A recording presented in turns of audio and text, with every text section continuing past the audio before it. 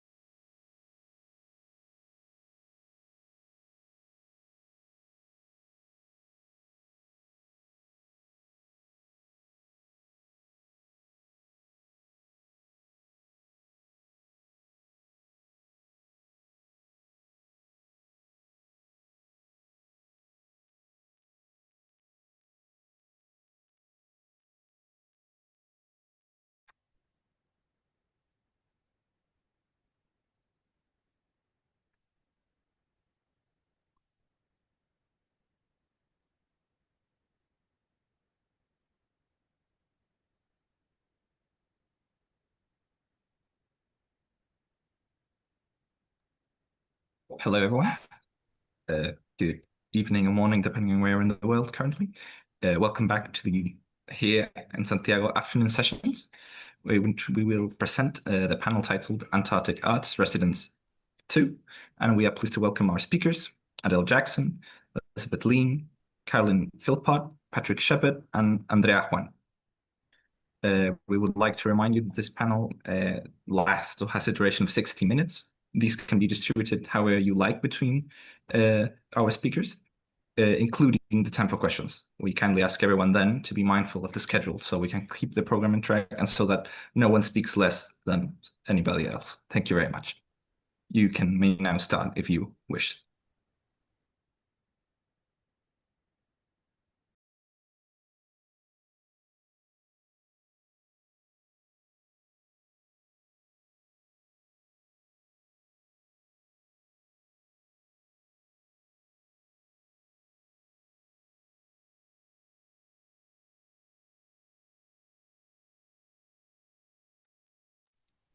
Nomai Harimai, welcome everyone to the Arts Residency panel.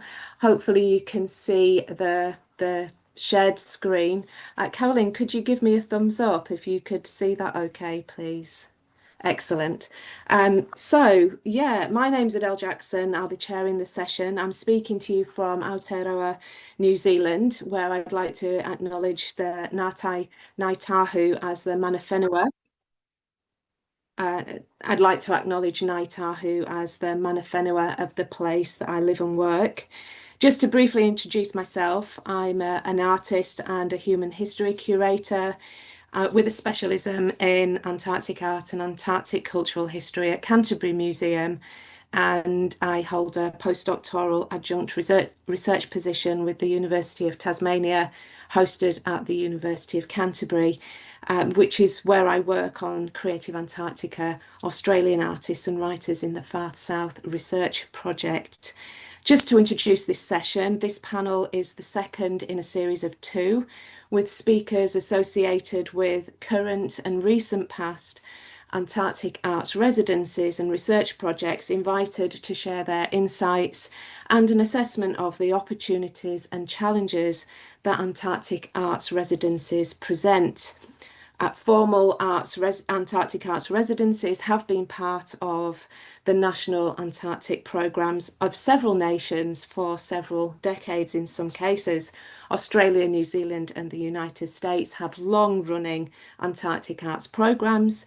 Chile, the United Kingdom, and Argentina hosted annual arts residencies for 3, 8, and 12 years, respectively, and other Antarctic programs, including Brazil, China, France, Sweden, And South Korea, for example, have hosted artists on a more occasional basis.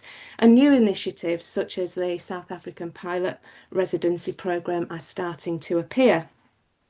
So this panel aims to stimulate discussion and look to the future, sharing the successes, challenges and opportunities of past and existing arts residencies may begin to inspire and inform ideas and opportunities for arts-based projects and programmes and collaborations in the Far South, including early stage planning for the International Polar Year just on the horizon in 2032-33.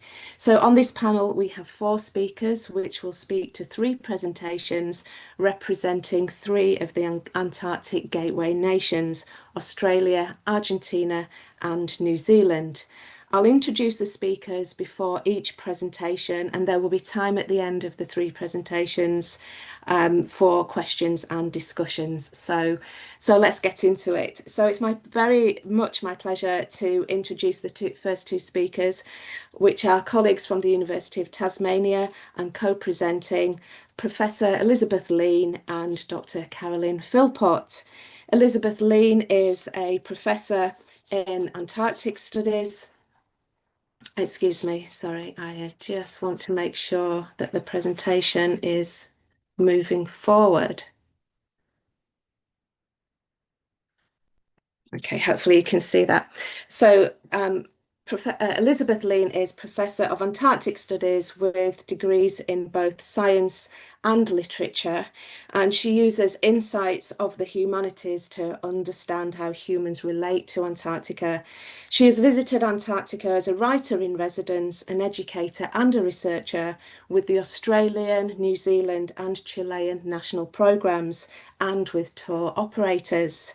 Elizabeth Lean is, Dr. Carolyn Philpott is a senior lecturer in musicology at the University of Tasmania's Conservatorium of Music and an adjunct researcher, a senior researcher at the university's Institute of Marine and Antarctic Studies.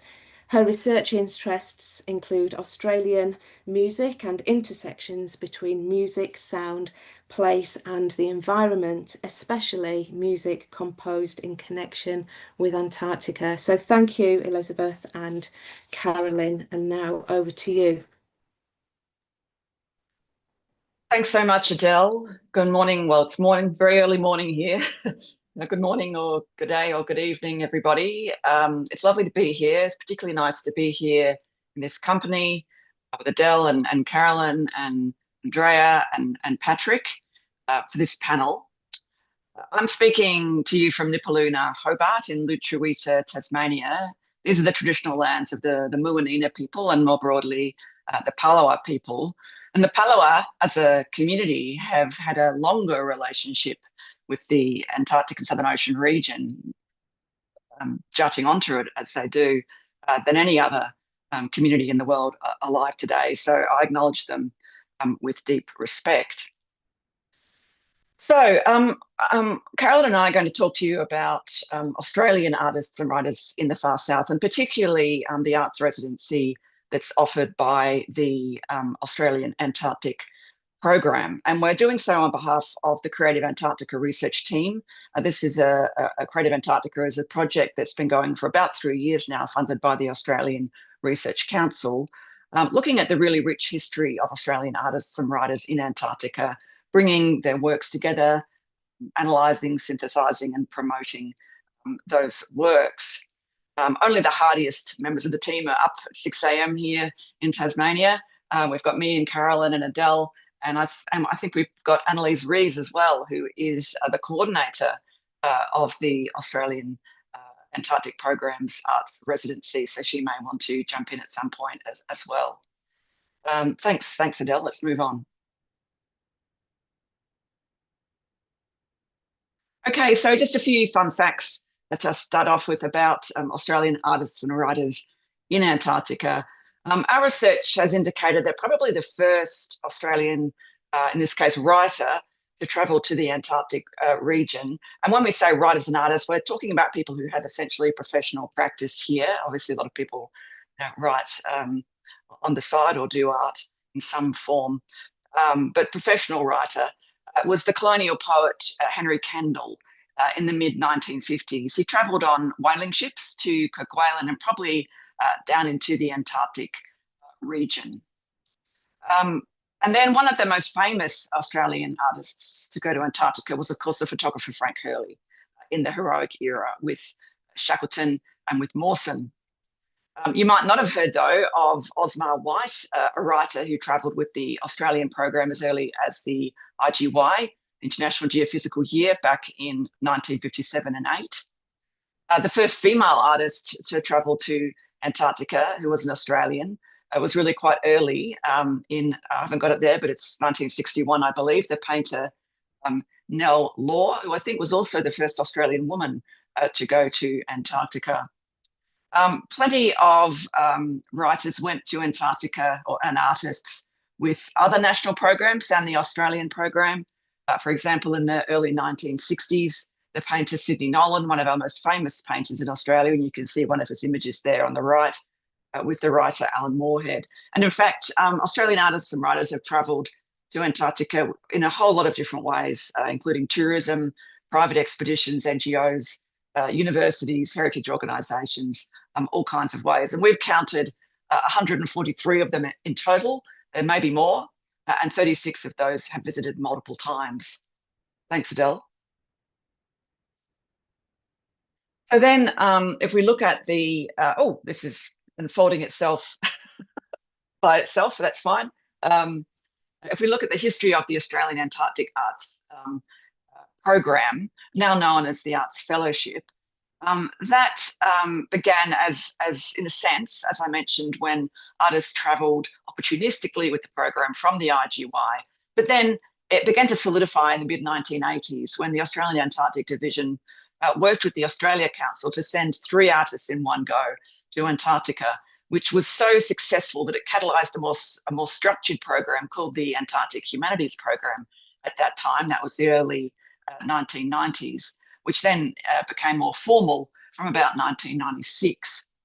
From the early 2000s, which is when I had the great privilege of going on the program, it was by then the Australian Antarctic Arts Fellowship, and that's what it's called now. And it sent a total of 81 artists and writers to Antarctica by our count, and 9 of those have travelled multiple times with the Australian program, and one has in fact overwintered. And as part of the Creative Antarctica project, we interviewed as many of those artists and writers who were alive as we could, and we ended up with 53 quite long, hour-long, semi-structured interviews, which included questions directed at the residency experience and the obstacles and opportunities to that. And for the rest of this time, Carolyn is going to talk to you about the findings of those interviews. Thanks, Carolyn. Thanks, Ellie. Hi, everyone. The personal and professional impact of an Antarctic or subantarctic residency has been seen by the artists and writers that we interviewed as the greatest opportunity in terms of the uniqueness of the experience as a source of creative inspiration and as a point of difference to other practitioners. Moreover, several artists actively sought or embraced the potential for the experience to significantly change their life, as evident in the quote that we've included here. So the experience completely broke apart and then built back my life in a completely different way. That was so exciting creatively, but also personally.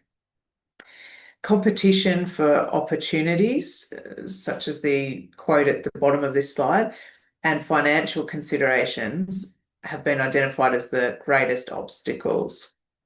For those unsuccessful in securing a residency place, self-funding a passage via another route is rarely an option.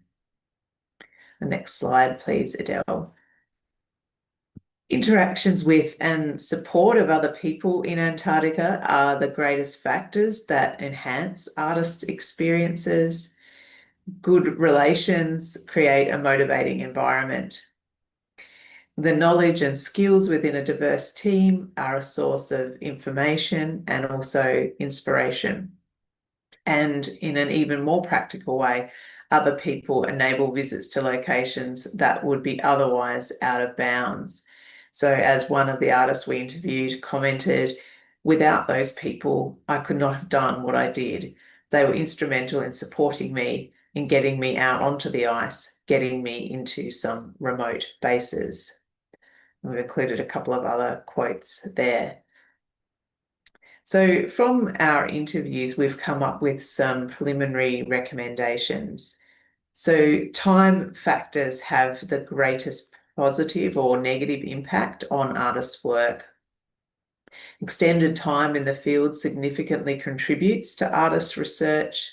Conversely, a restricted time ashore limits their research. Preliminary recommendations call for more time ashore, immersive experiences with potential for repeat visits. So as the artists we interviewed stated, it's definitely time that would make a big difference for the artistic output, having time to really engage with the environment. And another artist said, once you've gone, you get a sense of what's there and it triggers all these other thoughts. To enhance it, some sort of ability to follow up with a second visit would be appreciated. That was the final quote there. Next slide, please, Adele. Several artists reported that their role and their work was not valued by some of the leadership, some of the people in leadership roles. And they asserted that greater recognition of the value of the arts is needed institutionally. For example, one artist commented, there should be understanding of what value can come out of collaboration with artists. This is not very developed. And another stated, our view and understanding of Antarctica is shaped by artists and writers. It is a culturally constructed place as much as a scientifically and politically constructed place. And as you'll see from that first comment there on the screen as well, that some of the artists did feel like they were, essentially a joke or an add-on to the expedition. Next slide, please, Adele. One final observation is a call for the continuity and development of Antarctic arts programs in recognition of the public engagement impact of the arts. So as one of the artists we interviewed said, keep and build up the programs, take them seriously. We need to make all those Antarctic institutions understand that without the artists, many people won't have any emotional connection with Antarctica. Others recognise the value of multiple artists experiencing Antarctica together and collaborating on projects, with one stating, when you've got more artists working together, there's just so much opportunity for a bigger impact. And there's a lot more that we could go into, but that's our presentation for today, and we look forward to having a discussion afterwards. Thank you.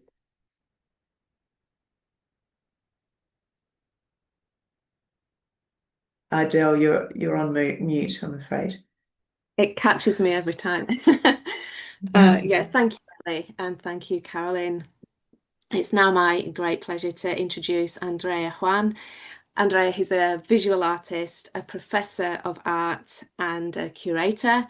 Andrea was born in Argentina, and now she currently lives in Cantabria in Spain. I hope I've pronounced that correctly.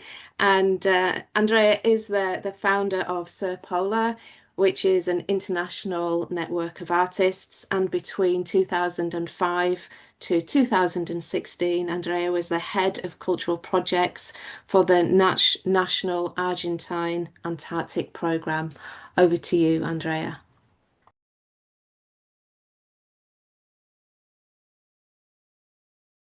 Can you listen to me? Yes? Okay. Well, first of all, I would like to thank for the invitation. I feel really honored to participate in this presentation. I began my connection with icy landscape with the work I made in Argentine Patagonia. I initiated exploring the melting of the glaciers and its consequences.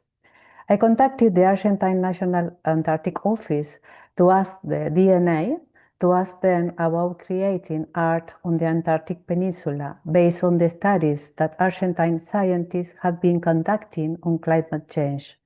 My proposal was to combine art and science, and it was very well received. I made my first trip in January 2005 with two projects to develop in Antarctica, one related to the loss of the ice shelves and the other to the appearance of methane gas on the ground surface. The result of both, for me as an artist and from the National Antarctic Office, were excellent. I received the Guggenheim Fellowship and other recognitions, awards, including from the Government of Canada. The awards were presented in New York, Mexico, Quebec, and elsewhere, thus also disseminating the scientists' work in a non-academic settings. Talks, exhibitions, and publications were held.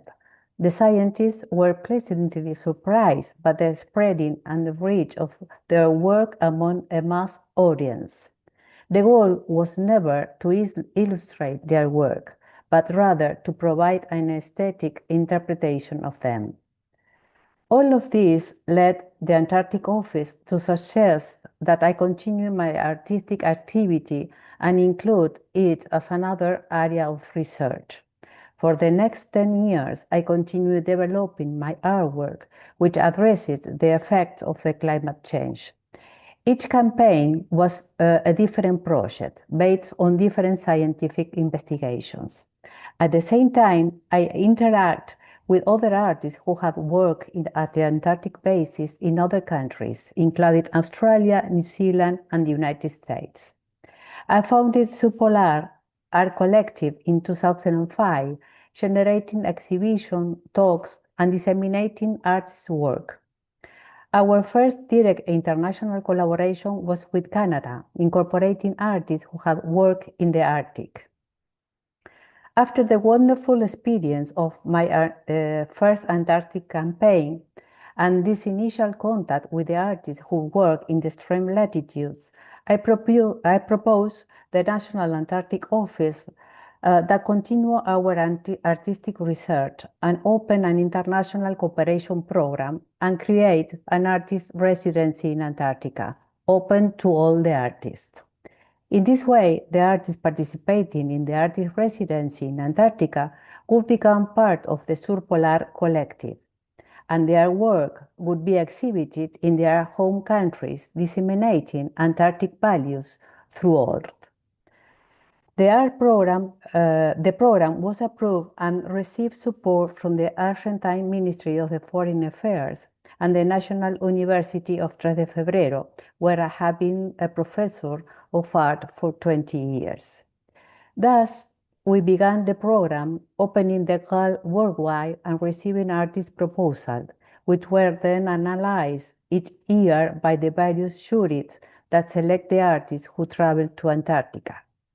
Each year, there were selected 4 Argentine artists and 4 foreign artists.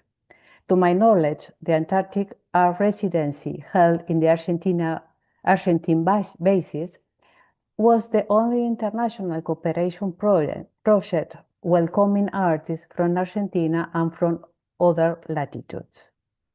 Surpolar also received contributions from artists who had participated in programs in their own countries, such as Chile, Australia, New Zealand, the United States, and Ecuador. The range of disciplines of the participating artists was very broad and included visual art, music, dance, theater, literature, jewelry, photography, performance, and film. We have participated in the International Consultative Conference and Antarctic Treaty meetings in Buenos Aires, New Zealand, and Chile. We have held 6 Surpolar exhibitions with their respective catalogs in Argentina and countless exhibitions around the world, in Russia, England, Mexico, Canada, Colombia, Australia, New Zealand, the Netherlands, Spain, France, and many more. We organized the 4th International Antarctic Art Conference in Buenos Aires, featuring talks, exhibitions, music, and dance concerts, and the Antarctic Film Series. The previous 3 were held, 2 in Australia and 1 in New Zealand. In December 2015, the last group of artists traveled to Antarctica through our program, in this case, a collaboration that we had with 4 Spanish universities. When this fantastic group traveled, we were unaware that it would be the last contingent to the artists to work in the Argentine bases since the program's closure in 2016. The change in government and leadership mean that there would be no budget for art research in Antarctica. Surpolar continues. We remain in contact with more than 100 artists who have participated in our program and joined it over the years. Catalogs and details are currently on our website,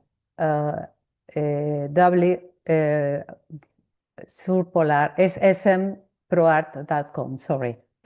Many people, in addition to the artists, have made all this work over so many years possible. Our assistant who accompanied and cared for the artists, the staff at the various bases where we worked, and the logistic and support of the National Antarctic Office. Art in Antarctica, and especially Surpolar, were magnificent ambassadors of the Antarctic values, and my work was a humble representative of the research of some scientists working in Antarctica. We have different and poetic visions, but one that endures over the time is that the hearts of the people. Proof of that is after so many years of the program, I find myself here in this panel. My work has been used in primary school textbooks in Argentina and Spain, in articles such as those by the Royal Photography Society of London, the World Council of People for the United Nations in New York, and images have been used in different books. Thank you very much.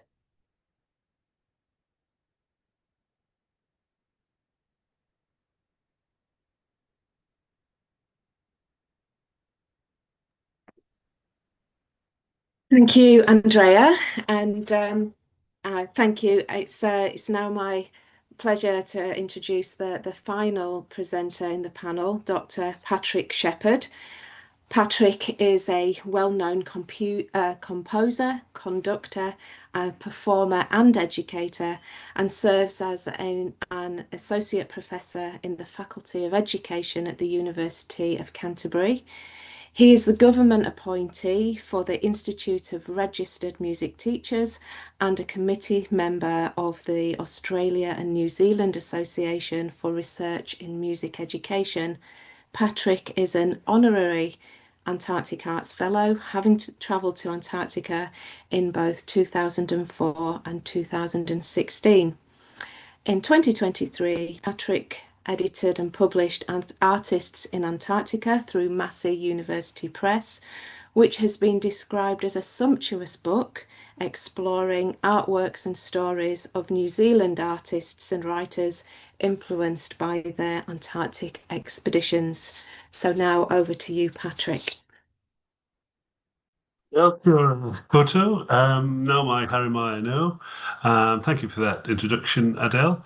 Yes, I'm very interested to talk about sort of my contribution to Antarctica because, as Adele mentioned in her introduction, I'm actually based in the Faculty of Education, and I do principally music, but came to Antarctica really because I've always loved snow.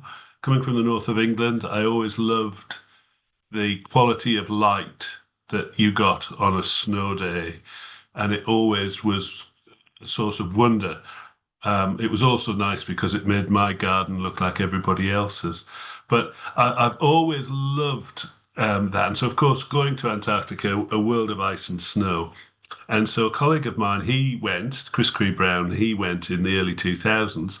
And right at the time when I was looking for a new direction in my work, Antarctica popped up, and it seemed to be the logical thing because obviously as a child I'd sort of been fed with the sort of heroic images of Scott and Shackleton.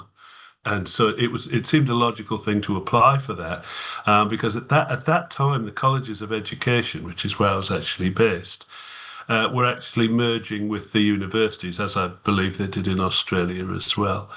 And consequently, the pressure to research and to publish became more crucial.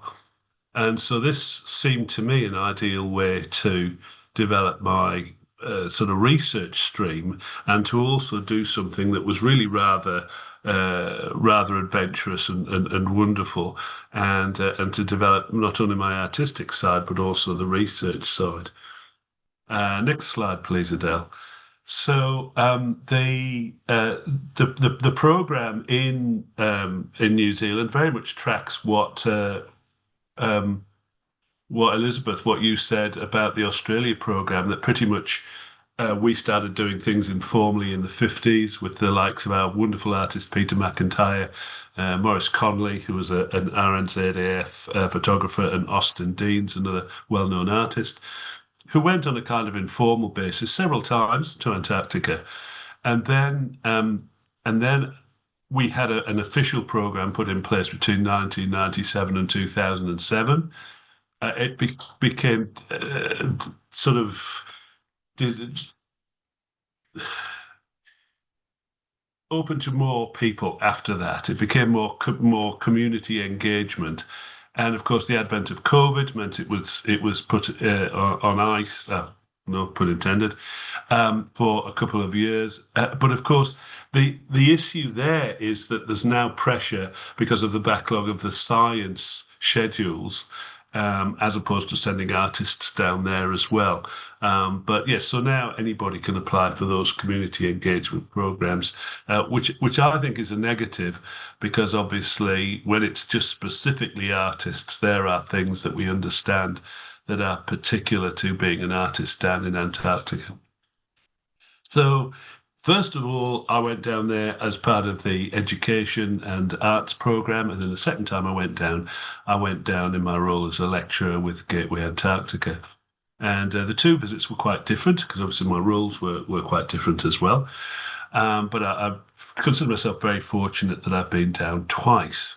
What I didn't foresee on my journey was the fact that my role would evolve from being an artist and being involved in my own work and what I wanted to do to then sort of more an ambassadorship role and being more sort of a curator of other people's work.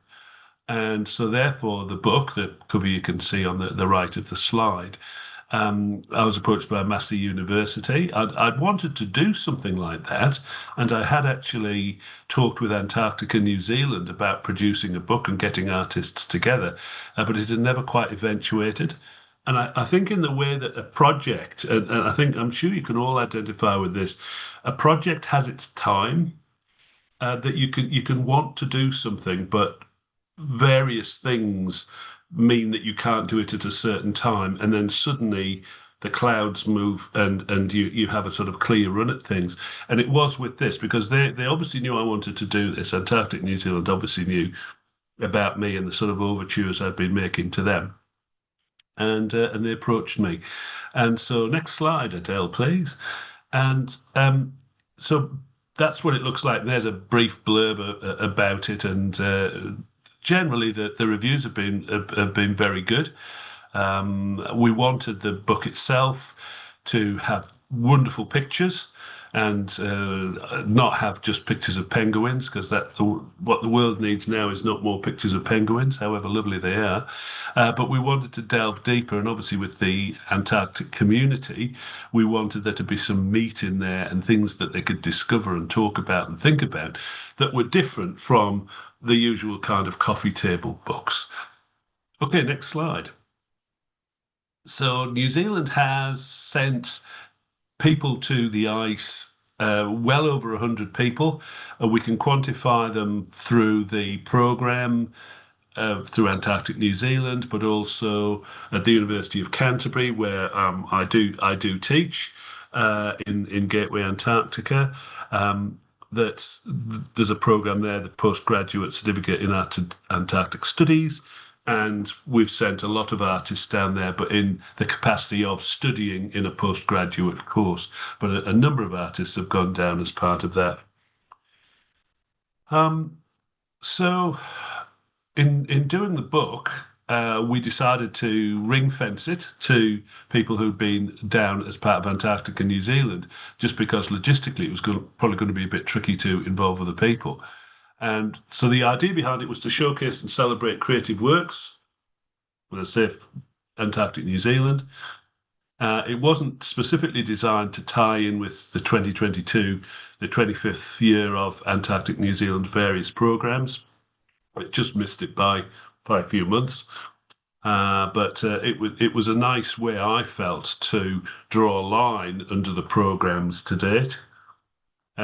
I wanted it to go deeper than just merely pictures. So therefore, it was a platform for the artists to tell their story and narrate their work. So I did a series of semi-structured interviews, usually about an hour long, with each artist, with follow-up and a chance for them to amend their script, the usual kind of research process. And I thoroughly enjoyed those discussions. So we ended up with 27 artists. One of them actually couldn't be part of the project because, rather alarmingly, they couldn't locate the piece of artwork that they'd produced. And it was really, that was unfortunate, because that was one of the interviews that I've really, really enjoyed. But unfortunately, I just couldn't present just the text, which was interesting. It is also as well a good point, because a lot of artists are musicians and writers. And so we had to find different ways to present what were not necessarily visual things. So a piece of text within a text might not be exciting, but I invited them to include photographs and things that defined their time on the ice.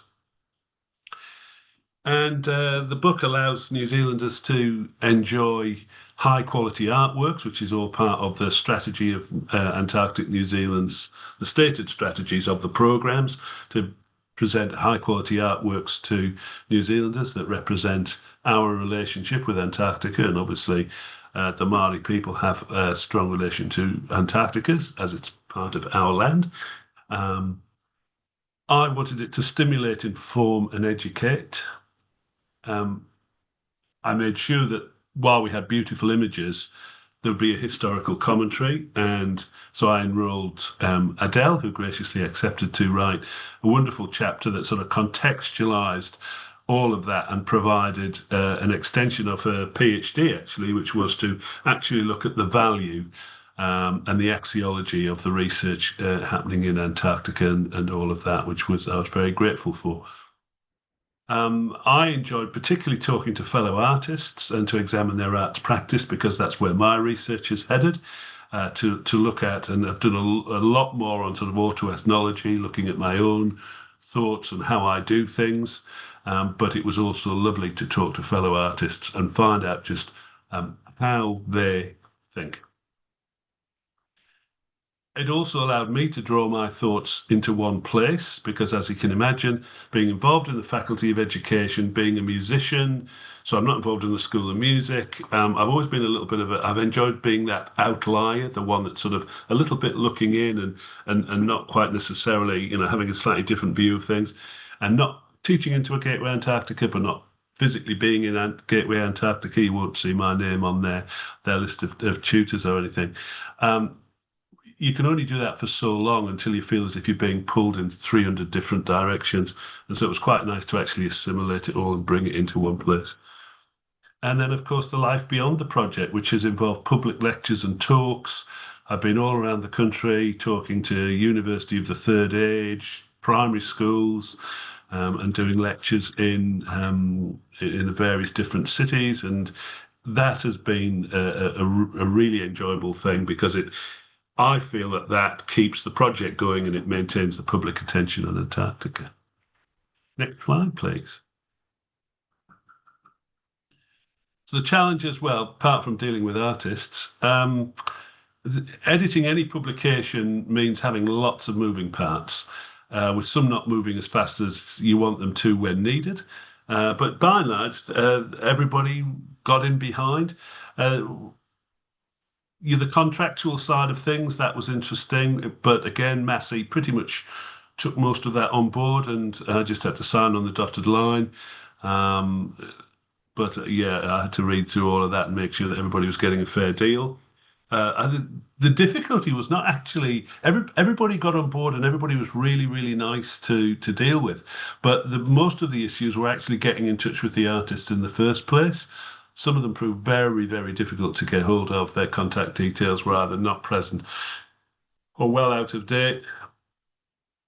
Usual thing, what I thought would be a challenge wasn't. All the artists were very happy with how I'd transcribed what they'd said, and there was very little tension over what or how something was expressed in the text. I was sort of bracing myself, waiting to be told how I hadn't sort of represented ideas or concepts or what have you, or that the pictures that they'd sent in were not the pictures they'd wanted to be used. But basically, to a person, everybody was very, very happy with it and enjoyed seeing their work presented in that way.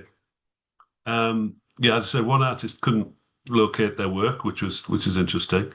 Another had not had their work accepted for publication.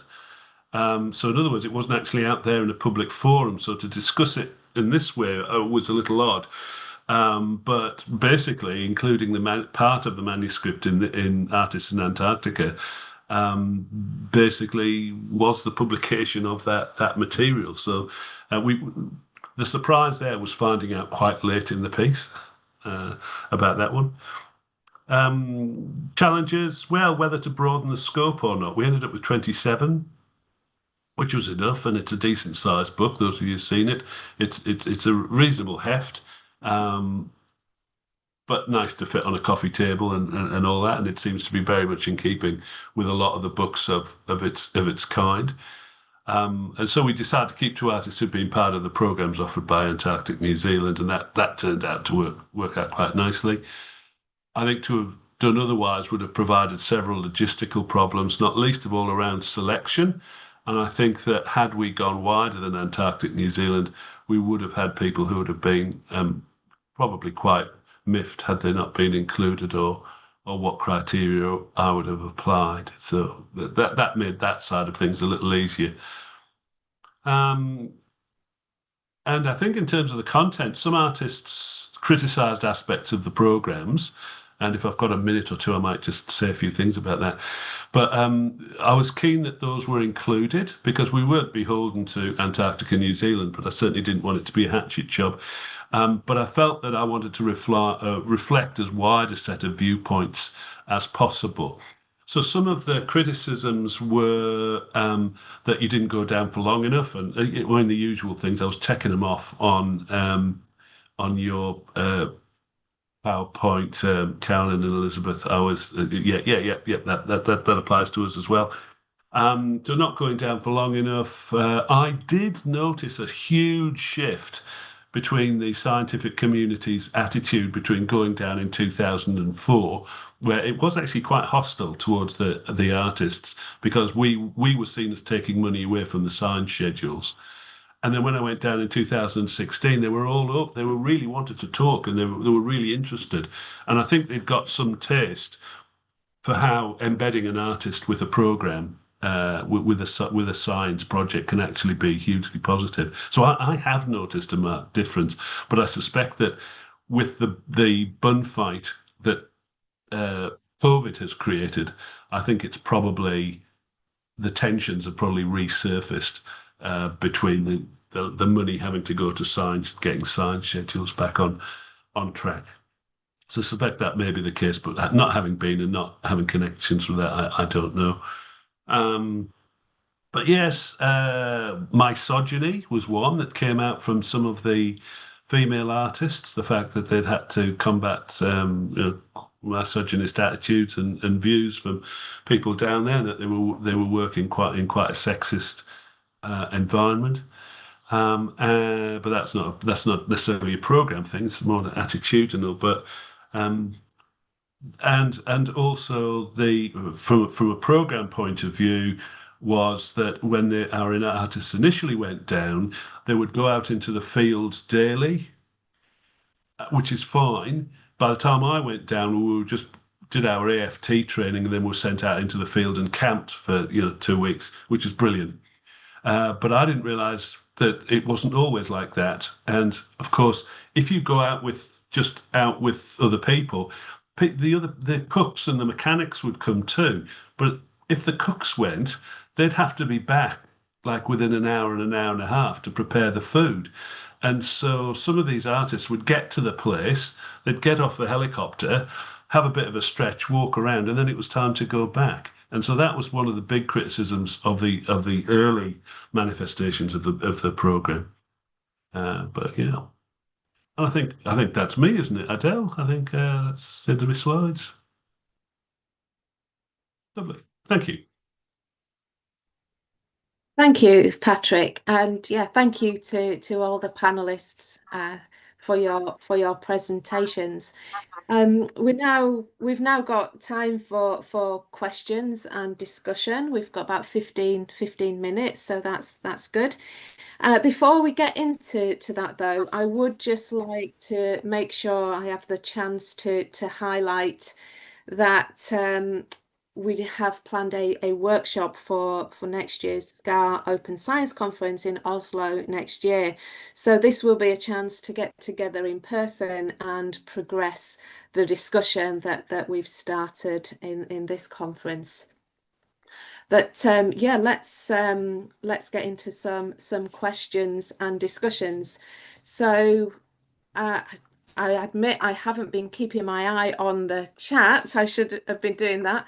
But first of all, from the panelists yourselves, do you have any questions of each other? And that will give me a chance to check in the chat if there are some questions. Thank you.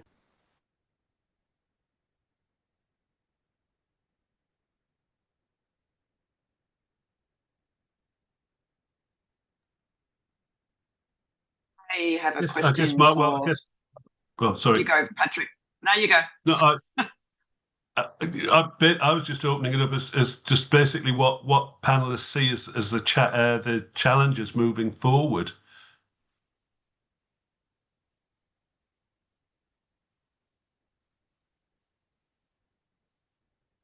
Yeah, I mean, I think that your post-COVID comment is quite important. I think we've seen, I mean, Annalise is here and might be able to speak more directly to this, but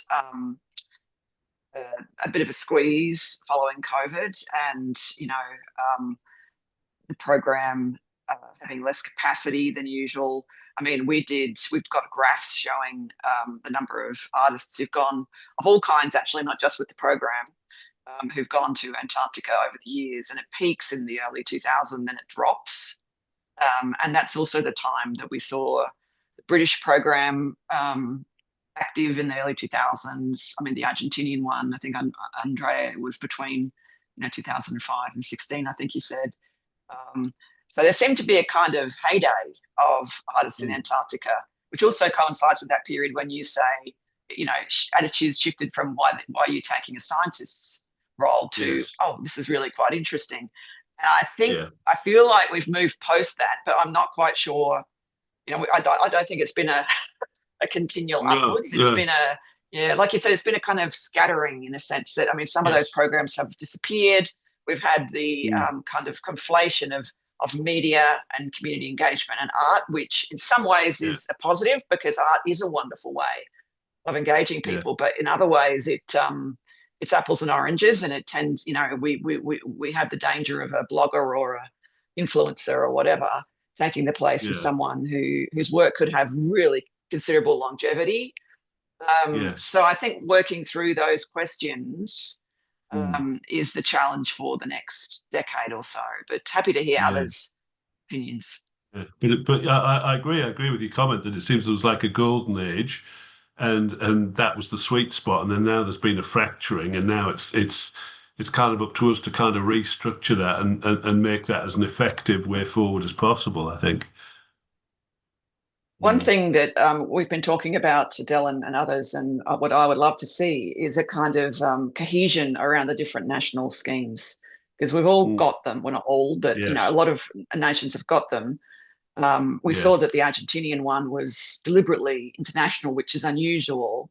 But looking towards the International Polar Year in 8 years or so, wouldn't it be amazing if we had some kind of international artists effort Fabulous. where we Yeah. saw, artists from different nations going to other nation stations, or some kind of way of connecting these programs in the way that ComNap connects, you know, the logistics. That's right. Nobody Yes. connects the arts programs. They're all these separate, Yes. isolated things, but they've all, That's but right. this is Antarctica. Yeah, we're supposed to be Yeah. about international cooperation. So That's right. It would be truly an international thing, wouldn't it?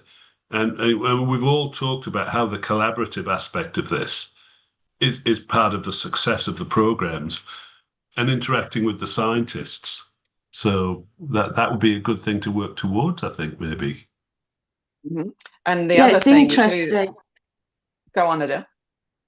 Oh no, I was just going to say what's really fascinating is that golden age also aligns with the IPY 2007-8. And things seem to decline after that, and obviously the economic situation globally had an impact at that time as well. But yeah, and it does make me think about the potential for IPY and whether there is potential for that arts-based collaboration between the national programs for IPY. But I also wanted to highlight that for IPY 2007 and 8, there was one official Antarctic arts program that did secure funding, and it was hosted by the South African program, and it was an international collaboration involving practitioners from South America, from New Zealand and South Africa. So I think that's really useful to revisit and to look at what may be possible. But yeah, over to someone else to speak. Well, I mean, if we can stress the symbiosis between arts and science, that would be terrific. And certainly with the climate crisis facing us, that would, I think, would be a really good thing to do. But one thing I did notice from some of the comments from the artists in my project was some of them were really keen to stress that they thought that arts and science were, had that unique relationship, and others rejected that completely and saw their trip to the ice as being ars gratia artis, and they didn't want them to be seen as subserving the sciences in any way. So I can see the dangers inherent in a move like that, but you do what you do to survive, right? Well, we know that the US program, and I can see Kirsten Carlston here, who runs the, hi Kirsten, the alumni group from the NSF program, and that's moved to a polar STEAM, which is, around STEM and arts. And I agree that there's wonderful synergies, but there's also dangers if we see the only purpose of art in Antarctica to engage the public around science. It suggests that art is completely secondary, and there's nothing to be said about Antarctica except about its scientific research done there, which seems impoverished. I can see there's a question in the chat actually. Although Andrea, were you going to say something? Yes, I think that the work together with the artists and the scientists for us was very important. In my work in particular, art and science, trying to work directly with them, with their researches, and also for the artists, it was a goal really, and the results were amazing for those artists and scientists, because they saw their work in a different way for the first time. So it has the audience and the people, so they saw or realized that their researchers has a different audience. So for me, it was really fantastic. Yeah, I think if the art impact. Go on, Adele. Yeah. No, you go. Oh no, I was just going to pick up on that that message in the chat and just ask the four panelists if you have any knowledge or experience of collaboration between artists and social scientists. So the question is, and what about the collaboration with social scientists experience? So yeah, does anyone have any experience or knowledge of that? I mean, I have an opinion on that. Because I'm an academic, not a creative writer, and but I went to Antarctica as a writer rather than academic, I think. And I always wondered, where is the room for? I felt that between the recognition of the arts and the recognition of scientific research was a gap where the humanities and social sciences should be. And we've got people, we've got, sociologists, anthropologists, we've got historians, we've got all kinds of people who could benefit from direct experience of Antarctica, but they can't apply, at least in Australia, to science programs because only natural scientists are eligible. And they can't generally make the case for the impact of arts because humanities and social science research is not art, very evidently. So how we make room, I mean, personally, I think there should be room in the research side for the humanities and social sciences, but you need a fairly enlightened Antarctic program to make that happen. I think the US program does that a little bit, incorporates historians and so forth within science programs. We'll let other people jump in and have their say.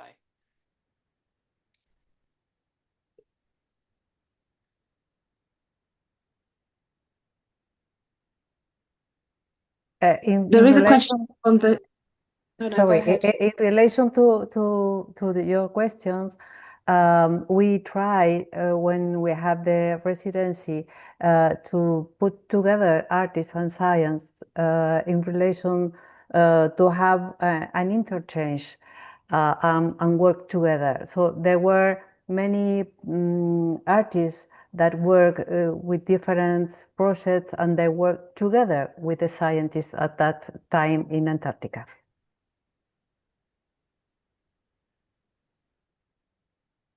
One question, I'm really conscious that for the last International Polar Year, the arts were very much within the public engagement or education element of the programme.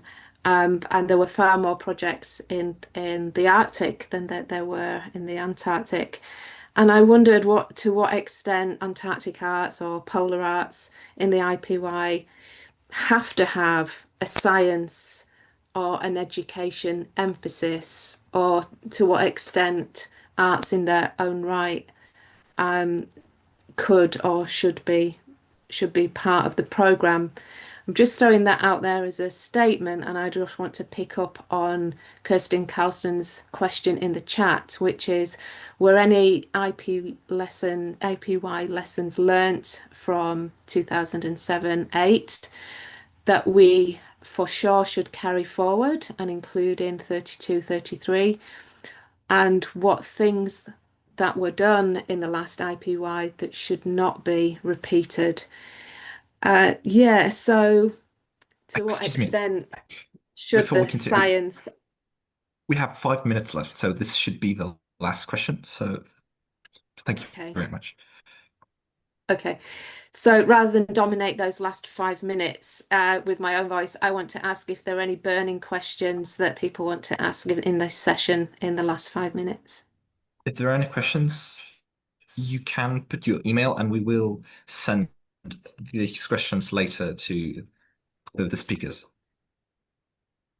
Okay, I can see that. I want to... The great question in the chat, what would you see as overarching principles in the next IPY? Anyone have any thoughts on that? And I think Hannah's asking that not just rhetorically, but because she's the co-chair of the SHAS, the Humanities and Social Science group in SCAR, the Scientific Committee on Antarctic Research, which has input into what those principles should be. So, the shape of the IPY coming up is being determined as we speak. I think international cooperation should be a principle, and it should be a principle across the arts and engagement program as well. And I think cross-polar collaboration as well. We did see in the last IPY, and I have to admit I was a bit absent from that. I wasn't really in the zone at that point. But it was so Arctic. We need to have a lot more emphasis on the two polar regions and what they do and don't have in common. Obviously, there's massive differences between them, but there's also a lot that could be done across them. I mean, there's strengths in having a sort of polar view, but again, it swings and roundabouts. There's going to be dangers with that in the fact that there's just such a wealth of stuff from the Arctic, and that Antarctica could be the poor relation in that. But when I don't know how any of the rest of you feel about this, but when I talk about being involved in Antarctic arts, people raise their eyebrows. And have to give them a brief explanation of it because they don't actually really think it's a thing. And I think if we could establish that it actually is a bona fide area of artistic endeavor for which there is actually a wealth of creative work produced, I think that would be quite a good thing to make people aware of and to try and establish that. And of course, that's going to go across international boundaries as well.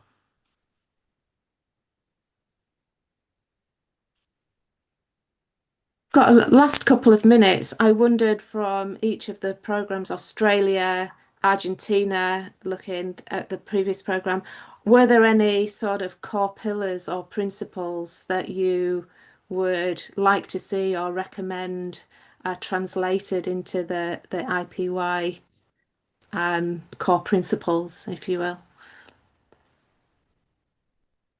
I wonder if Annalise wants to say something. She's in charge of the Australian program now. Yeah, good morning, everyone, and thanks very much for your presentations. It's been great listening. I guess just quickly, one of the core objectives of the Australian Arts Fellowship is centred around collaboration and particularly in relation to the Antarctic Treaty. There are a number of objectives, but I think perhaps one area of that would be around collaboration and how the arts collectively, internationally could work together. That to me would make a lot of sense, and it fits with the Arts Fellowship and what they're trying to achieve within their own objectives within Australia. But I think that could be a good starting point, and it would make a lot of sense to increase that profile and awareness internationally of Antarctic arts. Thank you all very much. As for the panel, thank you, Annalise. Thank you all, the presenters.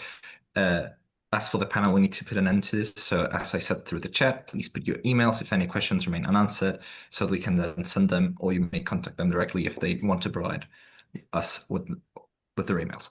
So before we continue, the next round of presentations has 12 minutes per speaker, and after that 6 minutes in terms of questions. So we will ask you to be mindful of time in that sense. So we will now, she has already spoken, but we'd like to welcome anyway Hein Nielsen and the presentation Artists, Tourism, Encounters with Antarctica. So welcome, Hein.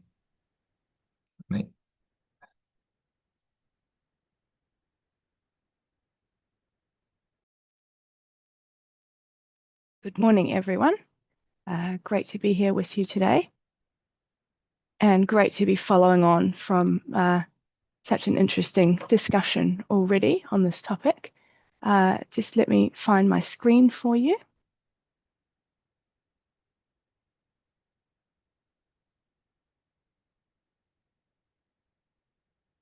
Is that showing you my slide? No, it's not, Hannah. It's not, okay. It was before, briefly. It was? Okay, all right. Let me see what I can do for you.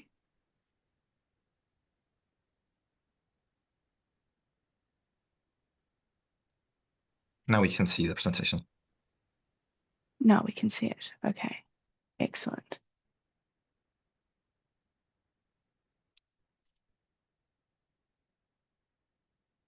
All right. Well, good morning. I'm joining you today from Hobart, from Nipaluna, on the lands of the Muwinina people. So I'd like to acknowledge the Palawa elders, past and present, and pick up on some of the themes as well from the earlier panel that we've just heard on arts and Antarctica, but focusing this time on tourism. So when considering Antarctic tourism, creative tourism, sorry, Antarctica might not be immediately what springs to mind, but tourism is the main route through which humans encounter Antarctica directly, with over 100,000 people visiting each season. And amongst those tourists are artists, both professional and amateur. And the art and the literature they create can inspire new ways to conceive of the Antarctic region. So drawing on a set of interviews with Australian artists who have visited the Antarctic or subantarctic, this paper looks at the role of tourism as a facilitator of arts residencies and the ways artists can enhance that tourism experience. So we did a historical overview looking at artists in Antarctica, but here we'll draw on data from the interviews with 53 artists who headed south, including 24 who went supported by tourism, to ask how tourism and art practices interact in the far south. So artists have, of course, travelled to Antarctica with expeditions since the very first expeditions and throughout the heroic era. British artist William Hodges produced first drawings south of the Antarctic Circle during Captain James Cook's 1772 expedition around the Antarctic Circle. Edward Wilson is well known for the watercolours he created during Scott's Terra Nova expedition. But since the modern era of Antarctic activity, denoted with the ratification of the Antarctic Treaty, artists have travelled with scientific or military expeditions, and National Antarctic Programs have, as we've heard, offered sporadic schemes for visiting artists, but those opportunities can be limited. And we've seen in the last few decades, ways to engage have diversified, also supported by tourism. So today, artists can travel on vessels that are privately chartered for arts initiatives, like the Antarctic Biennale, with NGOs like Greenpeace who have included artists in their Antarctic ambassadors schemes. They also travel with tour operators, sometimes as paying guests, sometimes as staff, sometimes as artists in residence, or sponsored artists and writers. And just a note, of course, people can also engage with Antarctica from afar, and there are many reasons to do this, logistical constraints, also ethical reasons, so avoiding travel to a sensitive region. But there's a subset that want to respond creatively from direct experience, and in this subset of artists from Australia, that's who we're looking at in this ARC-funded Creative Antarctica project, which overall aims to make that rich history of Australian artists and writers' engagement with Antarctica visible. So today we're looking at the tourism aspect. And in terms of tourism, tourists have visited Antarctica for around 70 years. Although that industry began with one-off ventures from the late 1960s, we saw that become more regular. We're seeing the formation of what we know as expedition tourism, with some of that information wraparound, the availability of more vessels from the early 1990s, and we're seeing now over 100,000 people each year visiting, so with around 50 to 60 vessels. And that type of tourism is often characterized as ecotourism, with expedition vessels taking visitors to sites where their experiences are mediated by those expert expedition staff. But there are other types of tourism at play, and we could also look at this through the lens of cultural tourism. So defined as a type of tourism activity in which the visitor's essential motivation is to learn, discover, experience, and consume the tangible and intangible cultural attractions and products in that tourism destination. And one of the subsets of that cultural tourism is arts tourism, where people are traveling to learn about the art of that destination or actively participate in art activities. And we could also apply that idea of creative tourism and art tourism in the Antarctic context, because if producers can be understood to include visiting creative artists and writers and consumers as cruise ship passengers, then we could see that definition encompassing Antarctic tourism. Sometimes we see operators inviting artists on board for residencies or guest lecturers, and they're running creative arts-based experiences in the enrichment programs too. So we're using knowledge-based experience linked to place. And there are different ways art and Antarctica can interact. So those residencies, onboard exhibitions is another. We often see charts created that are also auctioned off for charities with artworks on them. So what did our interview participants have to say about how tourism facilitated and impacted their own artistic experiences and practices? So these are the key themes coming out from our artist interviews. We saw the importance for artists of being in situ. We saw a real awareness of climate change, including a sense of loss.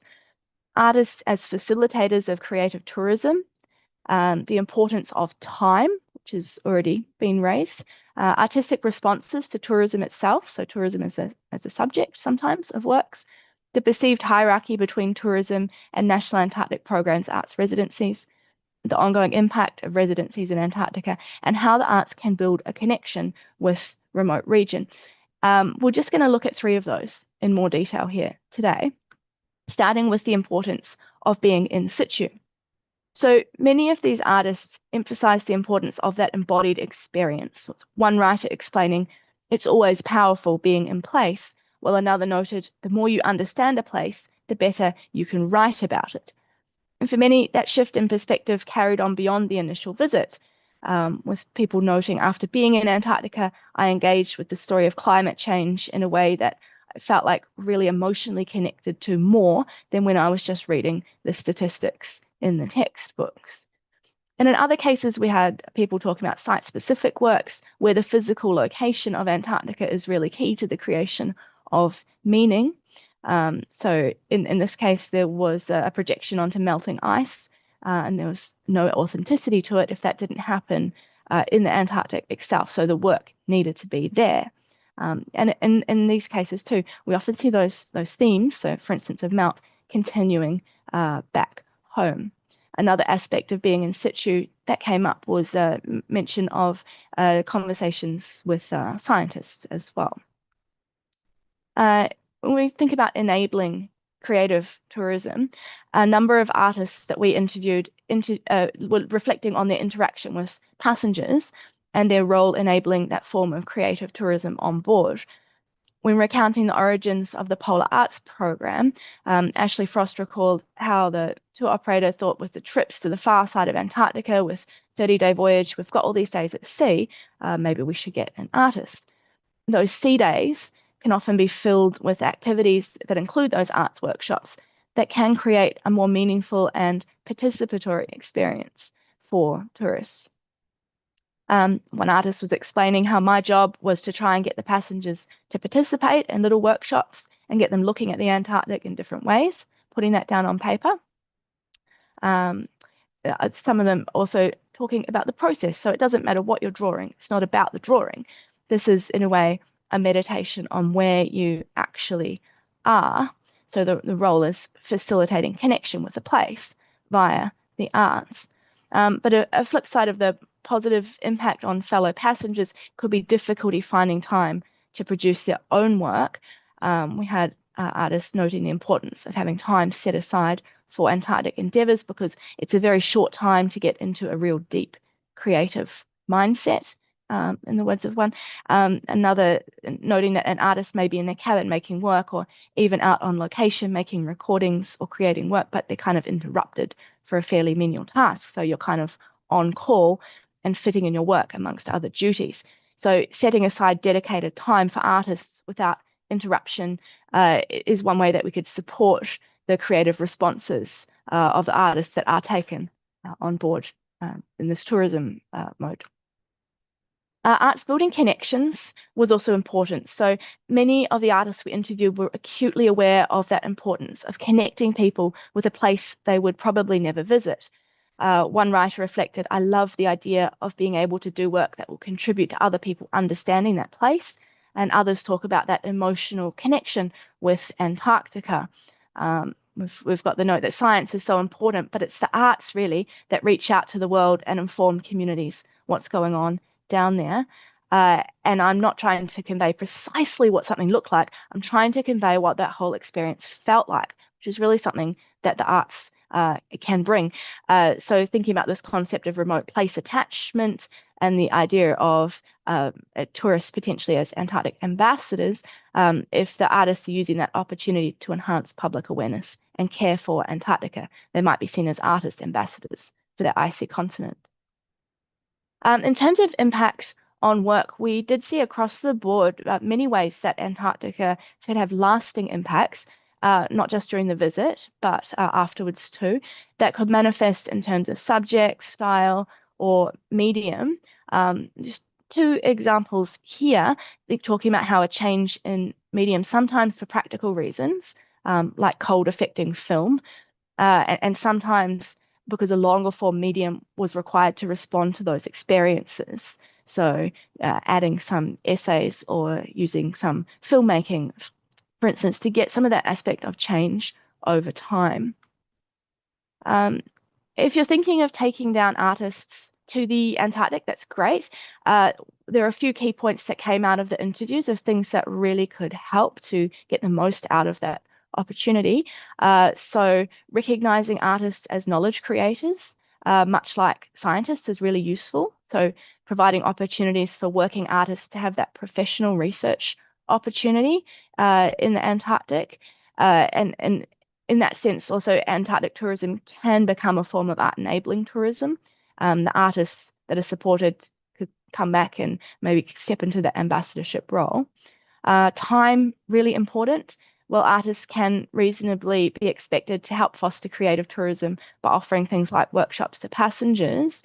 There's also a need to ensure there's sufficient space to create art rather than doing other tasks. So having really clear conversations about expectations in advance of a voyage can be really beneficial to help make sure that expectations are aligned, particularly between artists and those working on vessels. And creating opportunities for artists to collaborate with scientists hosted on tour vessels is a rather unexplored area that could also lead to fruitful collaboration, particularly given that connection with scientists was really highly valued by the artists that we spoke to who travelled with national Antarctic programs. And those connections could be also further fostered in that tourism environment, with one suggestion of a buddy system, a hosted scientist and a hosted artist paired up. So as tourist numbers increase, the number of creatives visiting the region also goes up. What does that growing accessibility of the continent mean in terms of artistic responses? That's something we continue to ask, because artists not only create representations of the region that create affect back home, they can also interrogate those human relationships with the region across a range of scales. So tourism is a vital way to enable greater access to the region for a wider range of people, and that range of people certainly does include artists. Hello, Anna, you have 1 minute left. So that continent for peace and science is also and should continue to be a continent for curiosity and creativity. Thanks. Thank you very much. I'm sorry for interrupting you there at the end. Now, we like to introduce Rupert Summerson with his presentation. I think my camera's not on. That is right. There you go. I'd like to introduce Rupert Summerson, as we said, with the presentation, The Wanderer, representing a Southern Ocean icon in music. Welcome, Rupert.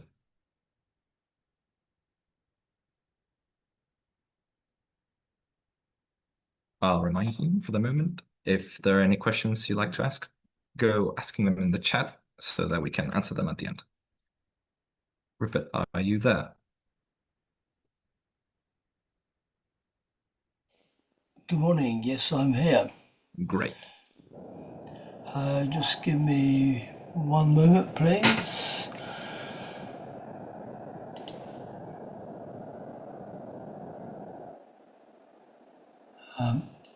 All right, got a slight technical trouble. Here we go.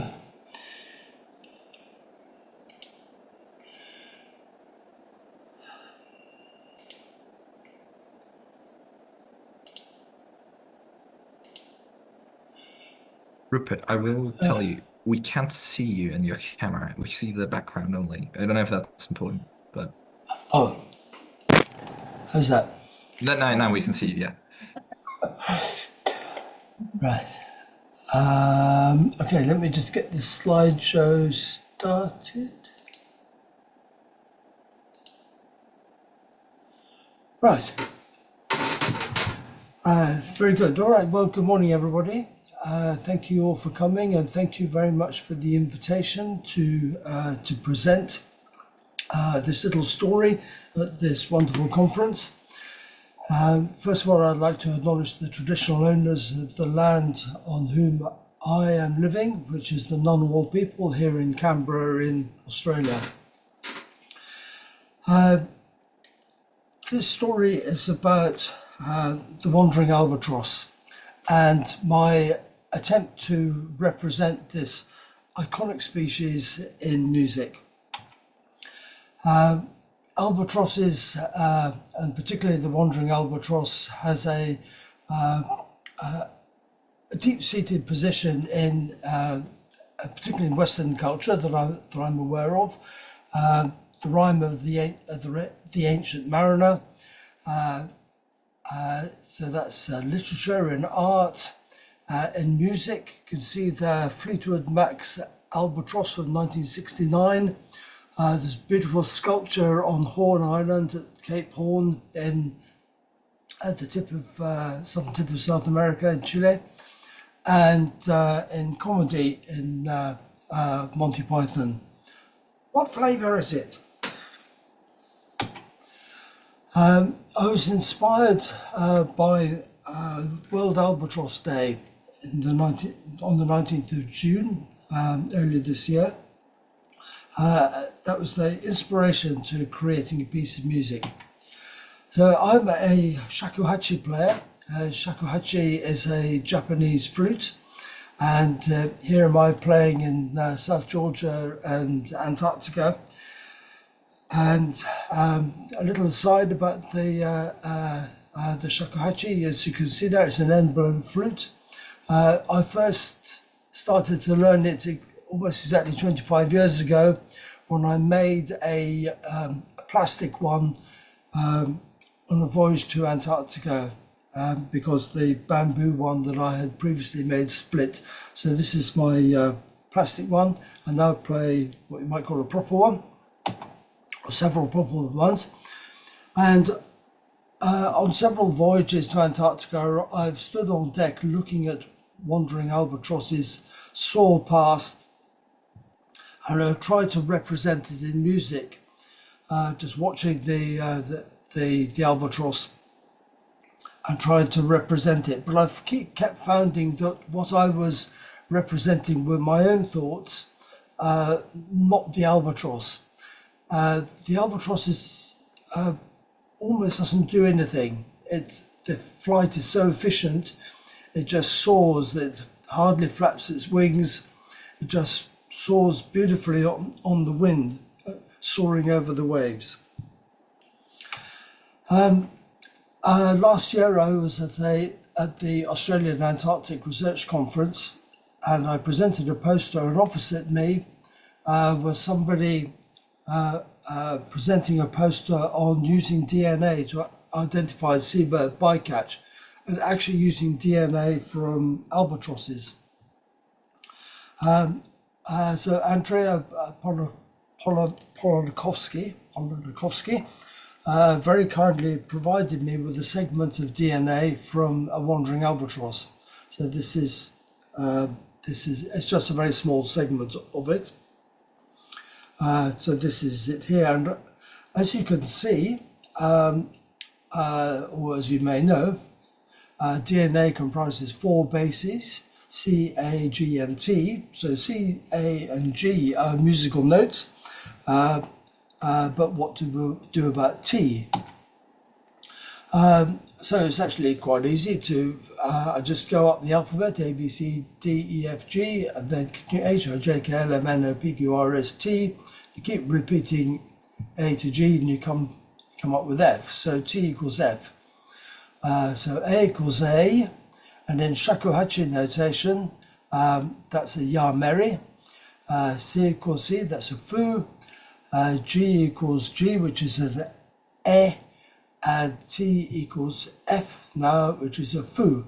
And this is on a 2.0 shakuhachi, where the bottom note is a C. So this is the sequence rendered into notes. And then working with a friend here in Canberra, CJ Simon, we recomposed the DNA into musical notation, into Western notation, as you see here. And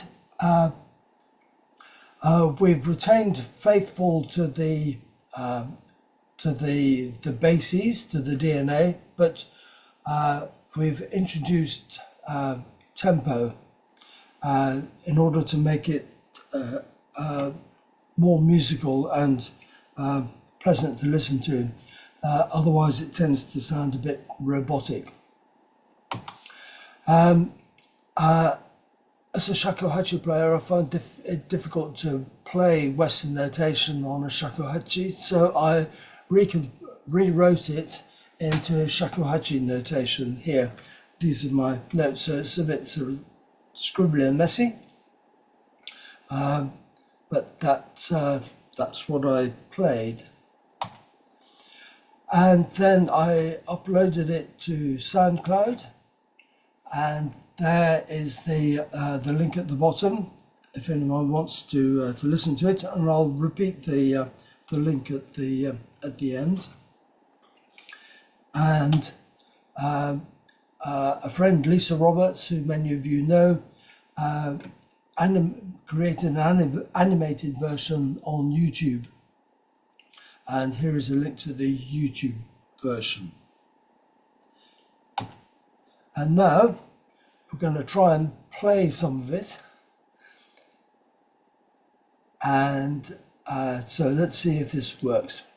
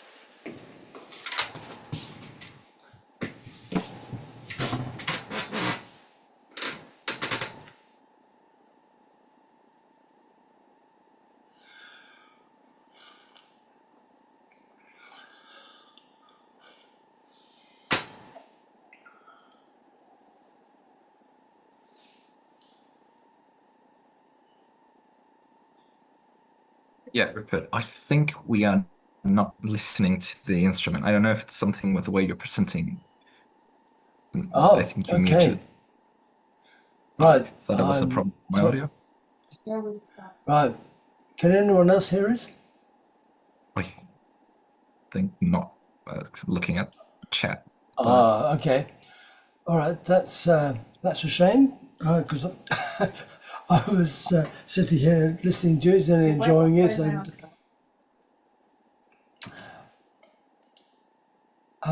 all right. Well,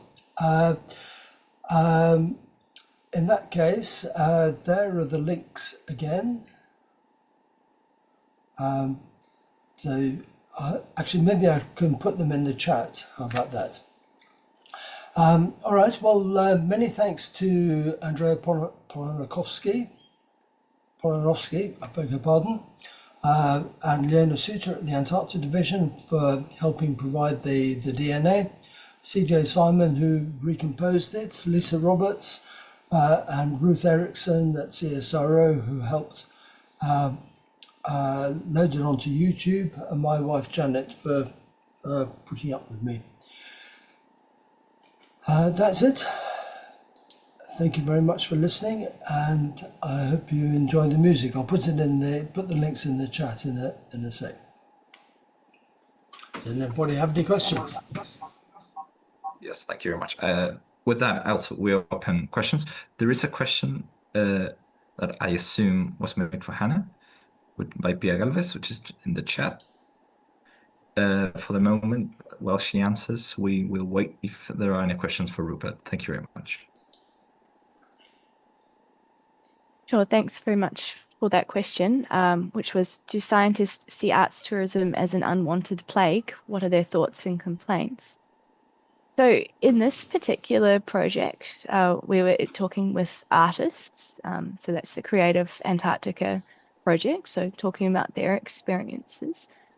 We have done other projects though that are sort of looking more broadly. One of the challenges, as was mentioned earlier, can be if spaces are limited, particularly on national Antarctic programs, then that could sometimes lead to, perceptions of bias. They're not a traditional discipline scientist in this role instead.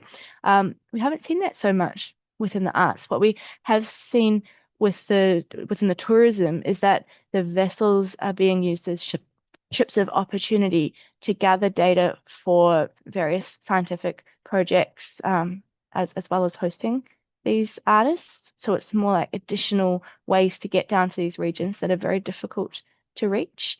So in terms of the tourism context, no, that kind of conflict is not something that we saw in those interviews, with the caveat, of course, that we weren't talking to everyone who goes to the region. We're looking very much at those artists through the arts lens.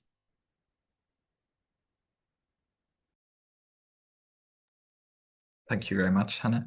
There is a question for Rupert made by Elizabeth. So Rupert, if you want to answer. Was made through the chat.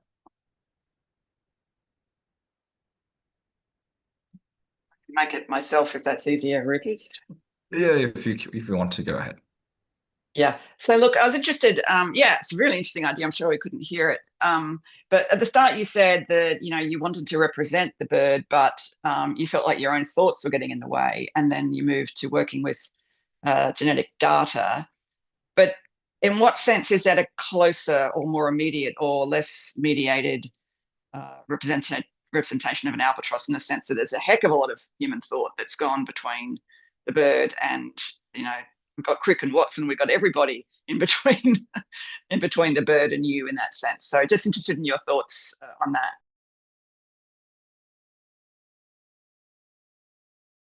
Rupert, you're muted.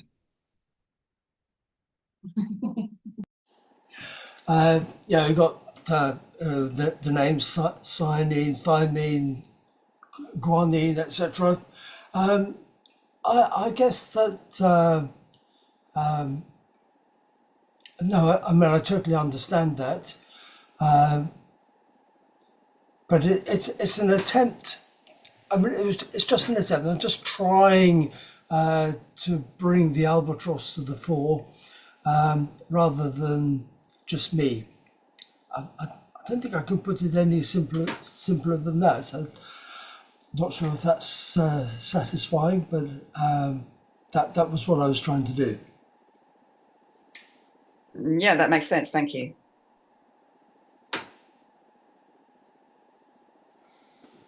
Okay, I put the SoundCloud link in. Just give me a second in the chat, and I'll put in the YouTube, and then the piece of music goes for about 8 or 9 minutes.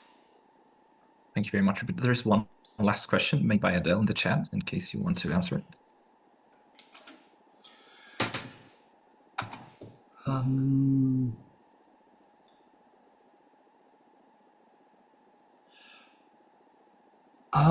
Actually, my next project, thanks for the question, Adele, but actually my next project is the sooty albatross. I've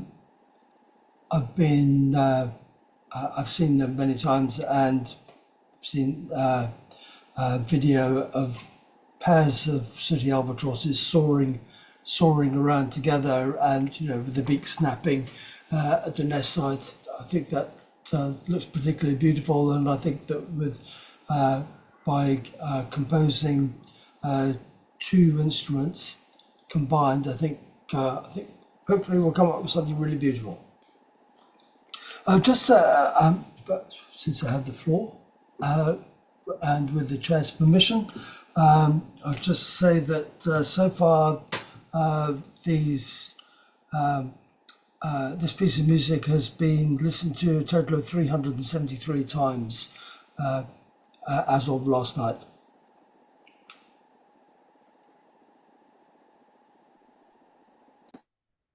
There is one last question. We will have to ask that if Carolyn can send your email so we can direct it to Rupert, because we are right now at the end of our time. We would like to thank everyone, especially the speakers of today, for your questions and your participation. And this will be the conclusion to the second live broadcast here on Channel 2, which will be now promptly signing off. We thank you all for being with us and participating in this SCAR CAS conference, and we look forward to seeing you in the next one. Thank you very much. We will not shut it down just so that the email can be sent. Thank you all very much. Thank you, everyone. Thank you. Lovely to see you all.